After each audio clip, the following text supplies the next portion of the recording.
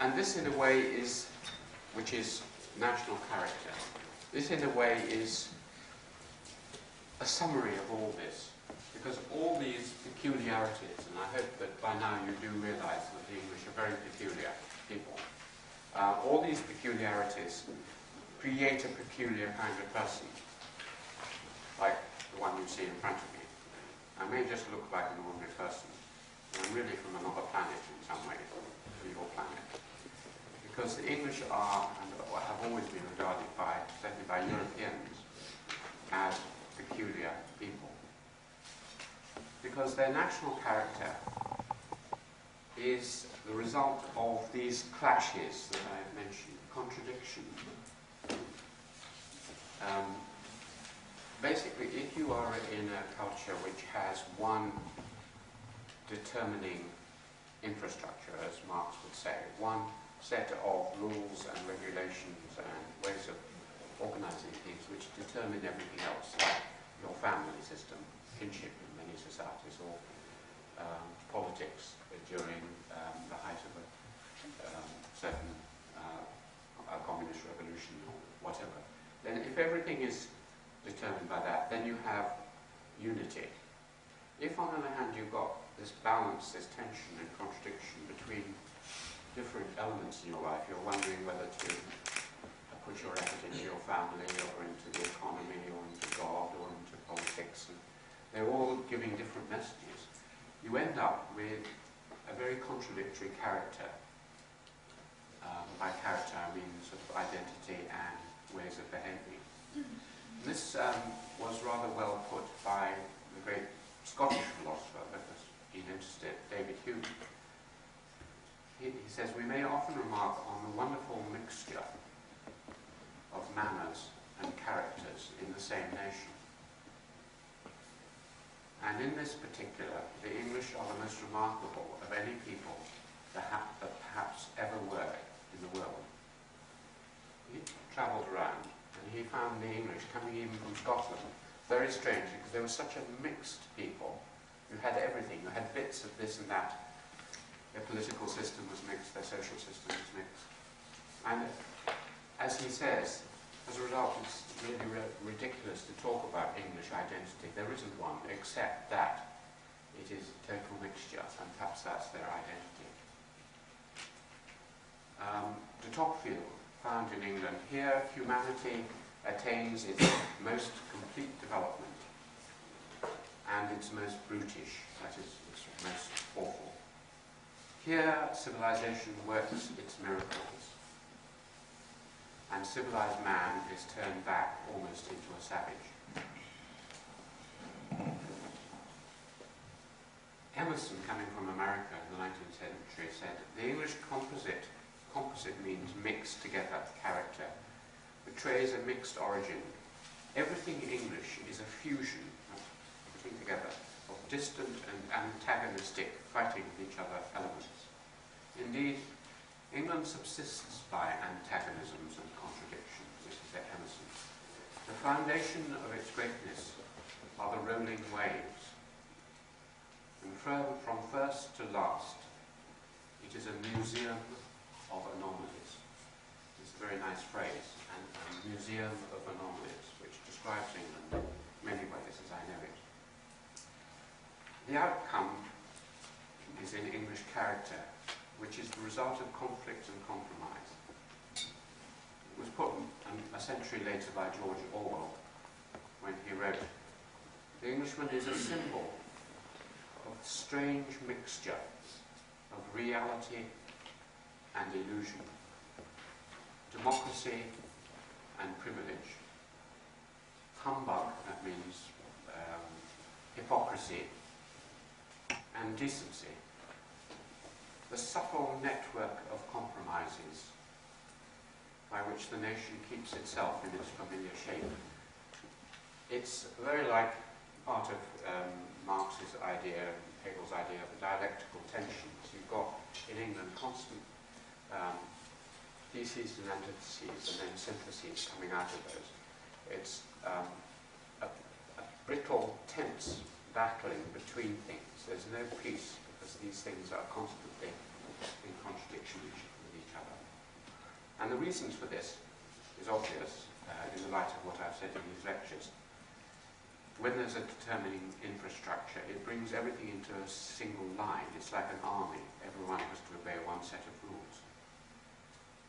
If kinship underpins everything, as it does in tribal societies, or religion in Hinduism and Islam, or politics in communism and fascism, or the market in extreme forms of neoliberal American thought, then everything can be read off from it.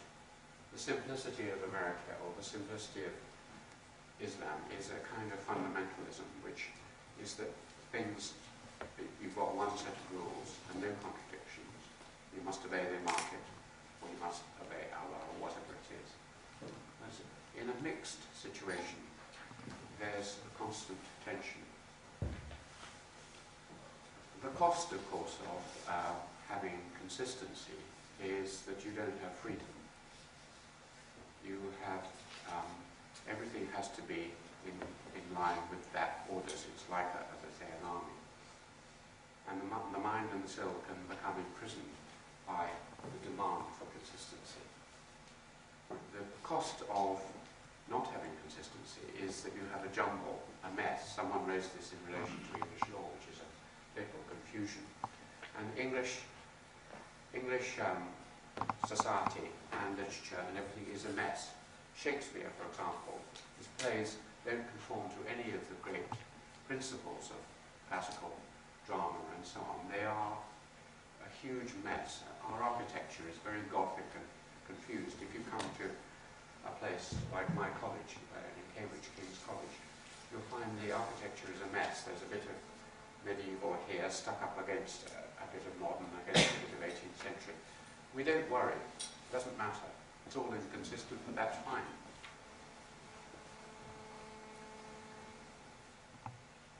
But it is not easy to live in such a world. Sort of quoting the famous bit of poetry from W.B. Yeats's poem, Easter 1916, things fall apart, the centre cannot hold. But the next line of Yeats is, mere anarchy is loosed upon the world. But anarchy is not loosed upon the world. And that is the strange thing. Things fall apart, and the centre cannot entirely hold, but it does just hold. And the result is a kind of chaos and confusion, which is often there.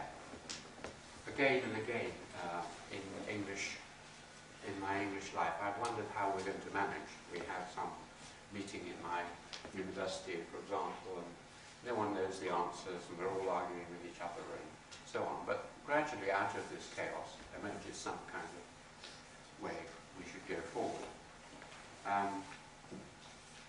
And this is, we think of as a productive tension, what David Rees calls a productive tension between politics, religion, economy, and society. So there's an everlasting struggle. I mentioned before that living in a modern world of our kind is not easy. It can be painful. It can be undermining, because there is really very little certainty. An adult lives in a world of endless compromise. You have to compromise all the time. The English are famous for their compromises, trying to find something which joins together and doesn't entirely destroy one side or another. It's a world of relativism, in the sense that Einstein used relativism. So everything has an effect on everything else. In a way, it's a crazy, almost quantum world. Any of you know anything about quantum mechanics, and Schrödinger's famous cat, which is both alive and dead at the same time. We now know in physics that things are not fixed, that they can be both and at the same time. This was realized in one of our greatest thinkers on this condition, which was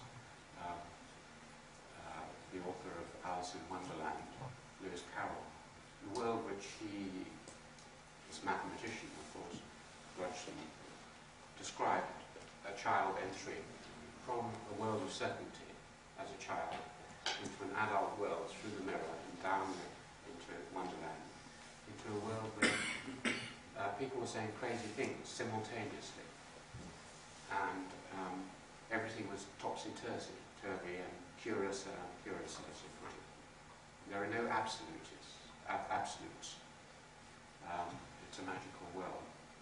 Now, the effect of this is that we live in such a world in constant turbulence, and also with huge psychological and other strains, pursuing goals very hard and often having to be very rational while realizing that rationality will get you nowhere. The English are rather against rationality. They think that the French is too rational, and they realize that the world is not rational.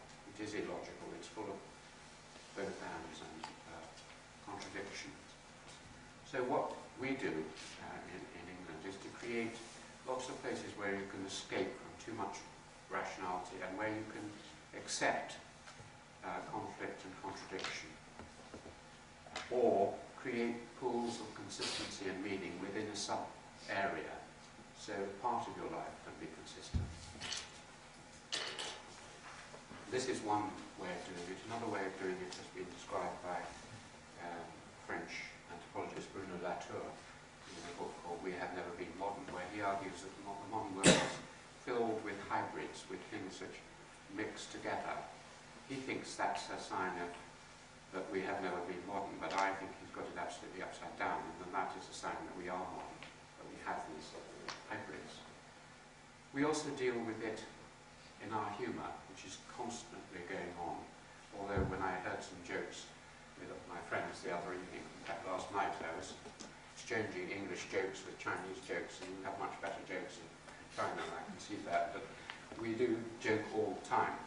I thought of looking up some good English jokes and bringing them along for you at the time. It's so awful, but we're constantly, and our humour is a lot of it is about the fact you can't unite things, that things are not logical. We use irony, satire, and ridiculous invention.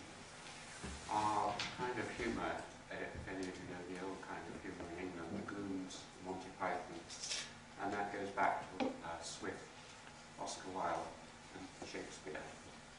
And it's all about playfulness in the face of illogicality. And we also have our areas of bounded peace and relaxation, where suddenly the mind is restful and the heart is restful. The separations, the contradictions of modernity are just calmed down. And our great ones, the things that really inspired the English over their last 1,000 years, were nature. We tamed nature, but we really love nature. Everyone really wants to live in the countryside. We love mountains, forests, sea, and so on. We may make bad use of them, but we have a great sentimental attachment with nature, and some of the greatest nature poetry ever written, of course, comes from England. We love games, because the games, again, give you a little kind of bordered arena. You play a game in an arena on a cricket pitch, on a football pitch, and within that arena, the game is everything. There is nothing else in life. Just for that time, I've watched people watching football matches, even on television, and while they're doing it, they're not thinking about anything else. It's very concentrated while you play it. So those and the parallel worlds we create in literature with their own rules, children's worlds, adult worlds, the fact that the modern novels were developed in England. The novel is a form of working in a parallel world over which you have some control, and so it developed very fast in England. And then, so we have expressed this in our poetry, the Romantic and pre-Raphaelite poets. These are not escapism. They're not just trying to escape from our world, but they are a temporary rest and suspension. What it was defined as the essence of art, the winning suspension of disbelief. You don't believe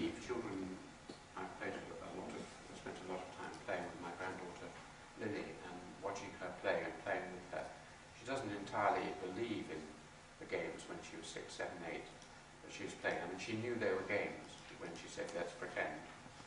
But when you were in the game, you were in the game. And then you could just suddenly say, okay, the game's over. And we do that all the time in England. Even our politics, to a certain extent, is a pretend game. All these are generated, these oppositions and tensions are generated by modernity. Because, in a way, modernity is constantly saying both and, as the Japanese also have this idea. Things are both and rather than either or.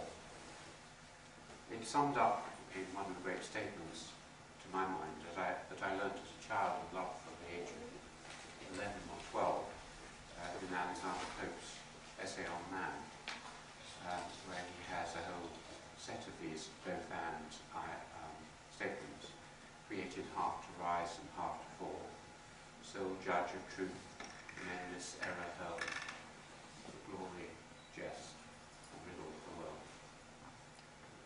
It's in this area that the great poets and novelists and playwrights in the British tradition have explored these oppositions and tensions.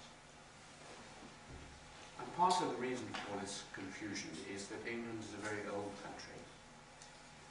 Not nearly as old as China, not even as old as Japan. In one sense, you have civilizations going back 6,000 to 7,000 years. Ours really is very new in the sense that it's only really 1,500 years at the most. On the other hand, ours has never been destroyed. The past has never been destroyed.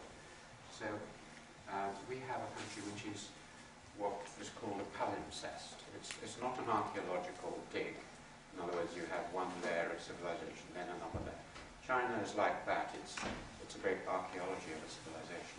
Ours is a palimpsest, which is when you get a bit of paper and then you write across it, and then you write across it, and then you write across it, and you put another bit of paper and write across it. So it's all these, the past is still there influencing, and you can be read through it.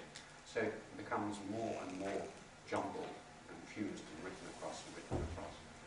An English landscape is a palimpsest like that, and our institutions, which never tend to get abolished, but just modified, are these long traditions. So you can be going along perfectly happily in an English town or in an English meeting or an English conversation.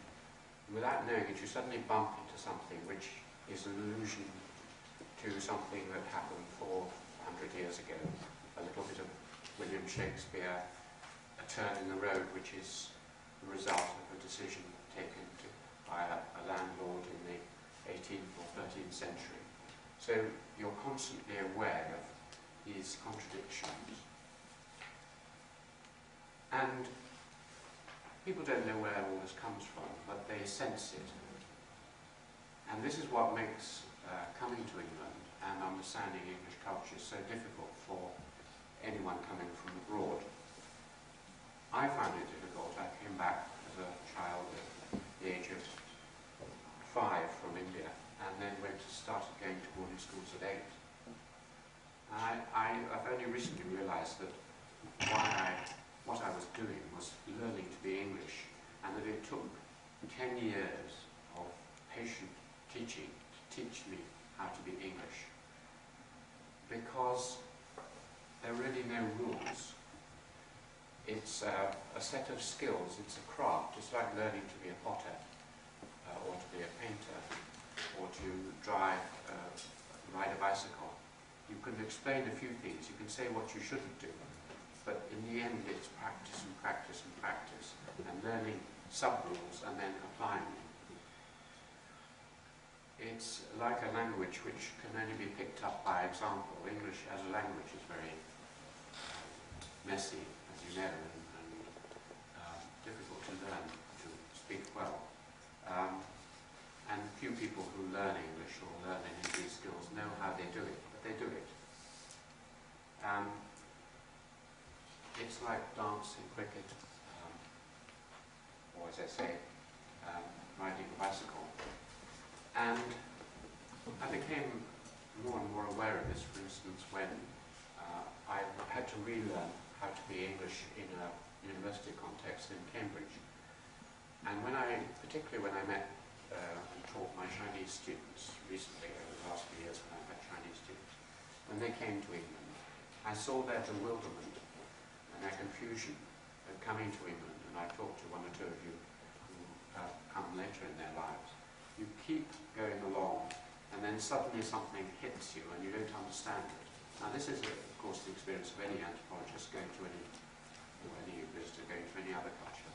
It is particularly bad in England and Japan because so little is written down and there's so many contradictions. We have one of our great children's writers, A.A. Milne, who wrote the books around the figure of Winnie the Pooh. In one of his poems, he talks about Christopher Robin, who's another hero in his writing, walking along the street. And the street is one which has little squares, paving stones, you have them here in Singapore. And Christopher Robin has to walk like this, because if you step on one of the boundaries between the stones, then a bear, he's just a child, a bear will come up and eat you. I still have to do this. I mean, I still find it quite difficult to step on the crack of a stone, even in Singapore, because I have a feeling that maybe you have bears here in Singapore might pop up, or maybe you have some other animal locally. But the idea is that if you step on some hidden rule or custom, then something bad will happen. And so when I came to teach my Chinese students, I felt I should try and explain something of these hidden rules of English culture. And these lectures also give you quite a lot of background.